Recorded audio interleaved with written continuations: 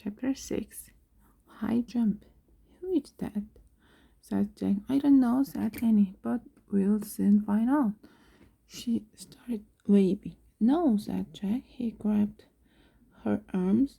Let's go back to the base before he gets here. Why? Said Annie. We don't know who he is, said Jack.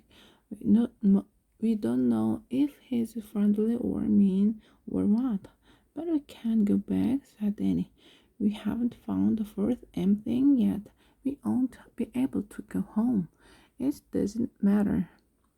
We can walk the door at the moon base until he goes away, said Jack. Then we can get new air tanks. Jack hurried to the moon buggy. Come on, he jumped into the driver's seat and he gave a little wave to the dot in the sky. Then he climbed into the moon buggy. The buggy took off. Careful, said Annie. They bumped over the logs as Jack turned the buggy around. Then they zoomed toward the pass. Jack steered around craters and logs. More than once the buggy nearly tripped over. Hua! Slow down, said Annie. They were almost at the mountain pass. Suddenly, a cloud of the dust flew up in front of them. The ground trembled. Watch it, cried Annie. Jack couldn't see a thing. He stepped on the brake. The buggy jerked to a stop. The dust settled. A giant log had fallen into the narrow pass. It was stuck between two walls of rock.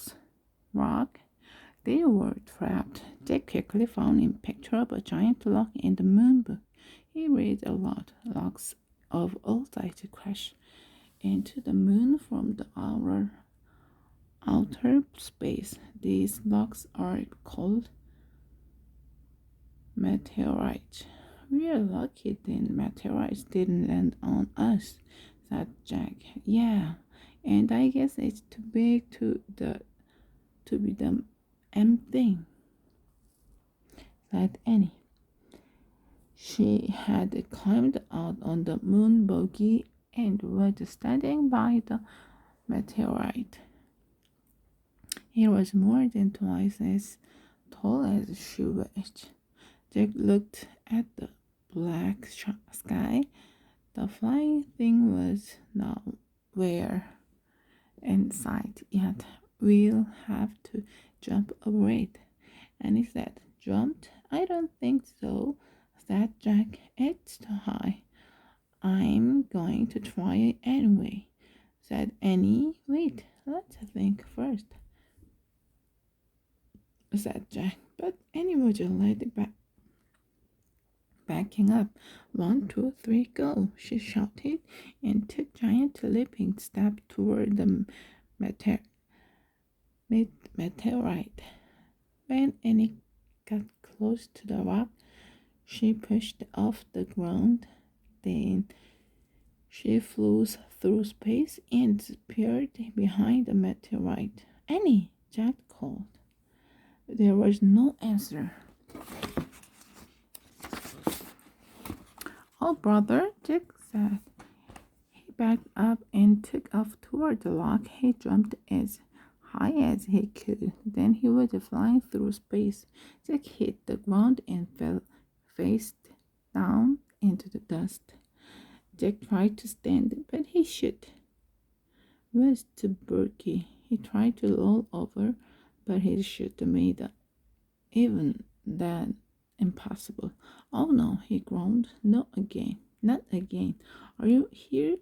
Asked Annie. Did you make it? Yeah, Jack was relieved to hear her voice, but he couldn't turn his head to see her. He couldn't only hear her over the radio. Can you help me up? He asked. No, said Annie. Why not? I fell down too, she said. Oh, brother, Jack sighed. Now we are really in trouble. He tried to stand again and failed. Can you see anything?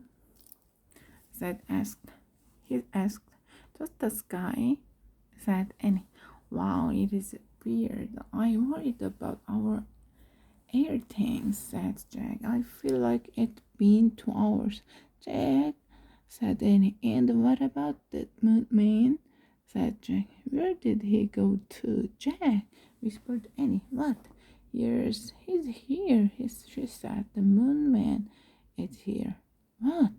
He stand above me.